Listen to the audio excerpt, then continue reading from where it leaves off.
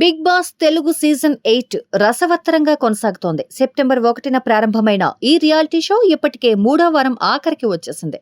మొత్తం 14 మంది contestants house లోకి అడుగుపెట్టారు. మొదటి వారం బెజవాడ బేబక్క బయటకు వెళ్లిపోగా, రెండో వారం శేఖర్ భాష అనూహ్యంగా ఎలిమినేట్ అయ్యాడు. ఓట్లలో ఆధిక్యం ఉన్నప్పటికీ అతను ఎలిమినేట్ కావడం అందర్నీ ఆశ్చర్యానికి గురిచేసింది. ఇక మూడో వారం హౌస్ నుంచి ఎవరు బయటకు వెళ్తారనేది ఆసక్తికరంగా మారింది.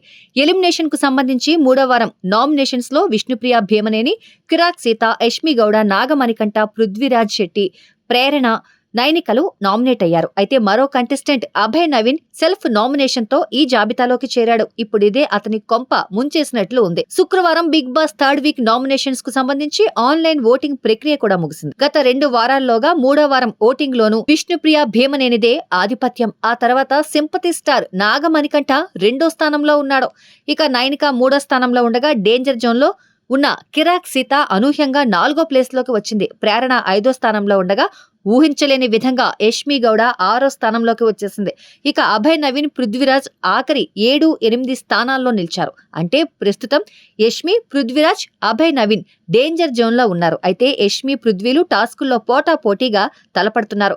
ఆడియన్స్ ను ఎంటర్టైన్ చేస్తున్నారు. కాబట్టి వీరిని బయటకు పంపించే అవకాశం లేదు.